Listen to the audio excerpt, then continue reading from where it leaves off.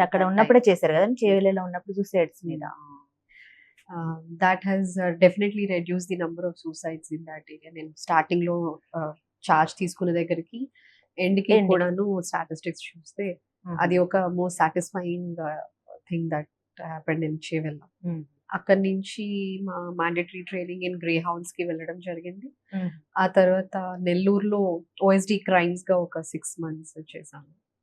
తర్వాత అన్ని కొంచెం బ్రీఫ్ పీరియడ్ లో ఏసీబీలో చేశాను, anti corruption bureau. Then intelligence కి వెళ్ళి అక్కడ ఒక 3.5 years పనిచేసిన తర్వాత బైఫర్కేషన్ వల్ల తెలంగాణకి ఆప్ట్ చేసుకొని ఇక్కడికి రావడం జరిగింది. ఇక్కడ రాచకొండలో మహేష్ భగవత్ గారి అప్పుడు కమిషనర్ ఆఫ్ పోలీస్ సార్ కింద అడ్మిన్ గా 3.5 years, నియర్లీ 3 years 3 months వరకు చేయడం జరిగింది. ఆ తర్వాత డిసిపి మాదాపూర్, ఓకే. అక్కడి నుంచి సిటీ పోలీస్ కి రావడం.